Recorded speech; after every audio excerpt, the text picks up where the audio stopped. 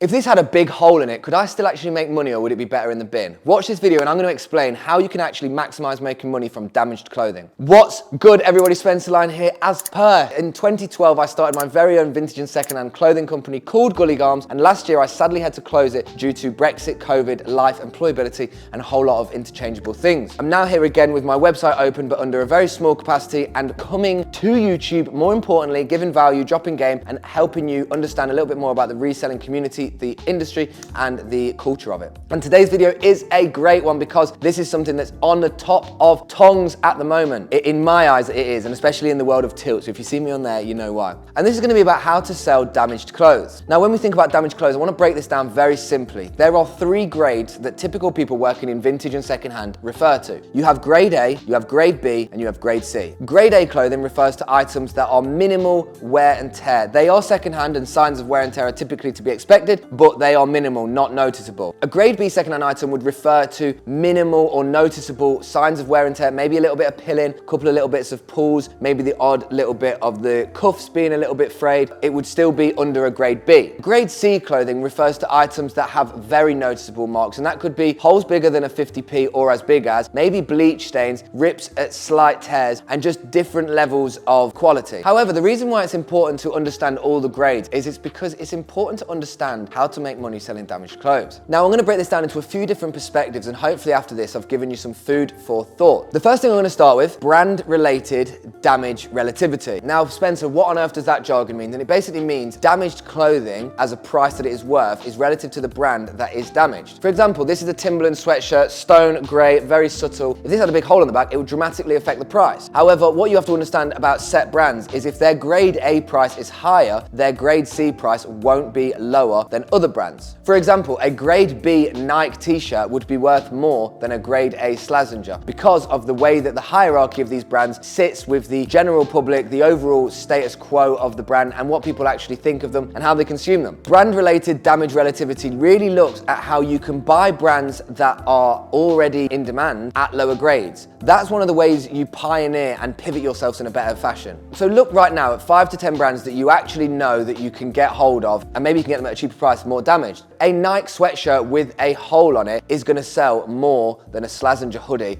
with no holes on it because the brand that Nike is has a higher reputation and people genuinely like the product regardless of this. Now this is one factor, the brand relativity through the prices and the damaged nature of it, but it is something to be mindful of when you are looking for damaged stock. For example, certain brands might have a low grade A price, so there'd be no need to actually look for them at a grade B. However, set brands are very expensive at a grade A price, so as a result, if you could find them at lower grades, you've got more leverage to still sell them. That's the brand side of things. And now I want to break this down. Who is buying damaged stuff and is there really money in it? And I'll be totally transparent with you. There is money in damaged clothing. You think it's the item that people assume are the scraps, the absolute finished product that nobody wants. But everybody's completely forgetting that there's an audience of people who are on lower affordabilities for buying these brands at higher prices and as a result have to look for lower grade quality. I've said it before and I'll say it again. I built a Depop store over a space of time. It was a burner Depop last year and a bit of this year. I managed to get into the top 15 within about a month and a half just from selling this product. Granted, I was selling some unbranded women's wear as well, but the majority of it was all grade B and C. That's what I built the whole of it on. All the grade A stuff was saved for different projects and I took the grade B and C. And now I actually sell it through Tilt. So if you do want to buy these bundles that I sell of rags and reworks, you can head over there. The reason why I think there's massive leverage in the lower grade stock is because it's overlooked by absolutely everybody. The people that overlook it are probably the people that call secondhand used clothing. And as a result, they reinforce the negative stigma. They reinforce the fact that it's not worth anything to them. However, they open up the gaps for you to come in, collect this stuff and sell it at a price. Remember, if you bought something for £1 and sold it for £4, 4 times 400% return, you wouldn't get that by buying a £15 sweatshirt for £60 on a return. The way that you make that £60 is a lot harder, and granted, you make £45 profit rather than 3, but can I sell 15 items with £3 profit faster than you can sell one at 45? And the answer is yes, because it's me and I'm built different and I'll get obsessed, but so can you guys too. One thing I would say if you are interested and if you have seen it on Tilt is to try one of the rags and reworks that we do offer on there if you're interested and curious. The way to do it is to just have a go and see if it's something that suits suits for you. And one of the other biggest points about it is the fact that you can restore most things that have a problem with them. Oil stains, holes, seams undone, little fraying on cuffs, discoloration, bleach marks, all can be resolved or removed or reduced, more importantly. And as a result, what you can do is you can buy lower quality stuff, or lower grade stuff, should I say, repurpose it by washing it thoroughly, deep heating it, fairy liquid in it, hot waters, all these different processes, and basically go from turning something from a grade C to maybe a grade A. I want to show you this North Face jacket and just show you this as an example. So when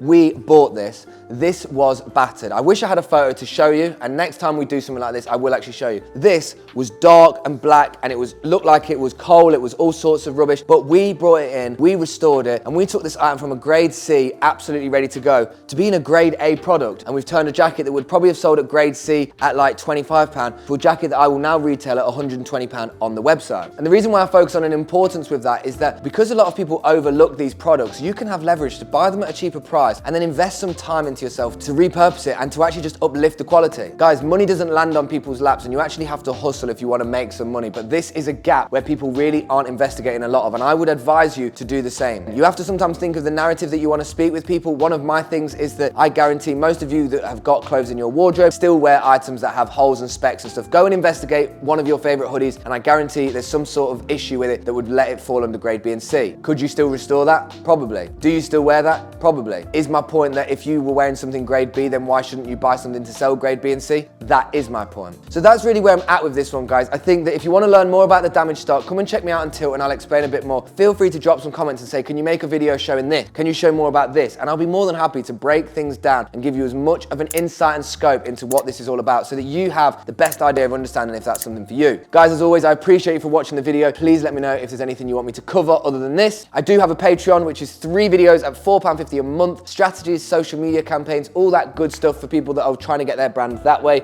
and they're not trying to go that way. I appreciate all the messages I'm getting. It's really nice, and I'm just going to keep doing this and keeping you guys with all the information that is useful to you. Big up. It's always love.